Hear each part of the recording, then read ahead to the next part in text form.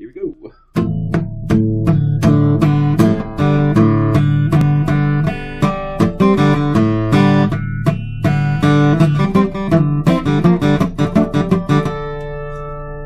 March 8th, 2021, 5:31 p.m. This is episode 1100, and let me scroll up. 48? 1148. Yes, I was correct. I should know because I just named a folder of that, yeah. I did keep all these videos on file, and I thought, man, that's a lot of space.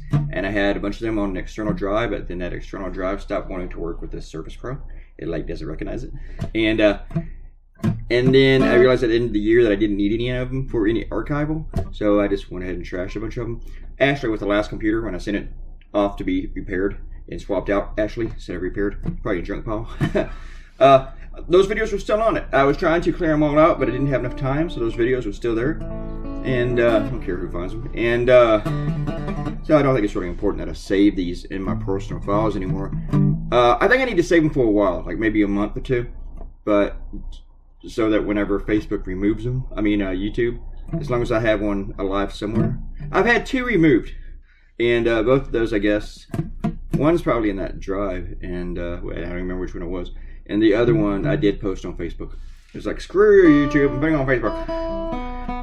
And you know what, the last cartoon I did about the election still, I did post it on YouTube. They did not remove that one, but the other one they did remove it, and then and after being appealed, they still refuse to remove it. So they pretty much have fucking violated their own rules right there. So, YouTube, fuck you, YouTube, yeah. This one I just thought was funny. I came up with the idea last Friday, and I was going to do it for Sunday, but then I thought, let's do that Lube Dobbs thing. So then I came back and I did this today. I went ahead and pushed back again another idea that I wanted to do that I thought about doing Saturday. But tomorrow I'm going to do that one. I could do a Super Bowl one, like in this one that, comment time. Cat Bubba was talking about stop the steal with the points. I did this Facebook comment about, how, the referees were point harvesting. And there was they had a bunch of points in, like, a box underneath a table in the referee's lounge and stuff like that. It was funnier than I just explained it, but at least I thought it was.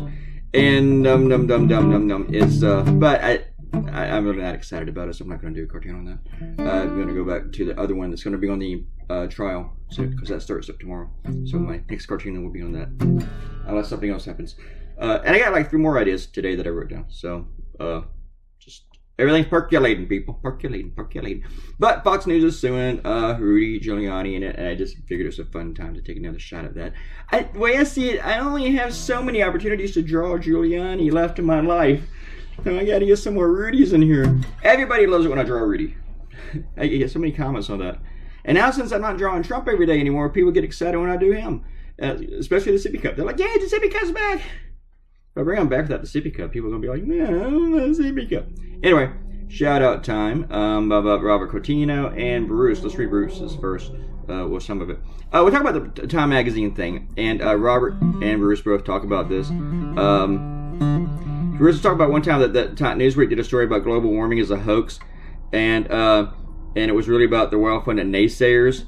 But then the right-wing mofos, they took it as in, look, Newsweek's reporting that global warming is a hoax. You know, people don't read the fucking articles. Robert's talking about that last thing with Time, where they did this thing about this conspiracy. I'm doing air quotes when I say conspiracy, about changing laws to make voting easier, to make it more open and free. This is what Robert Coutinho wrote exactly. The Time article is about how a bipartisan group made sure the election was not stolen.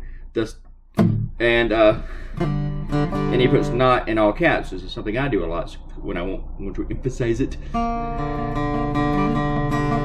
So it's just crazy that you can put something out there for the right wingers. I mean, they'll take it, but they'll use it against society, against people. So I think you really got to be careful with how you frame things. Don't give them bullshit to use, because they don't need it. They already create enough bullshit. Don't help them out, Time Magazine, Newsweek, journalists. Don't help those people out.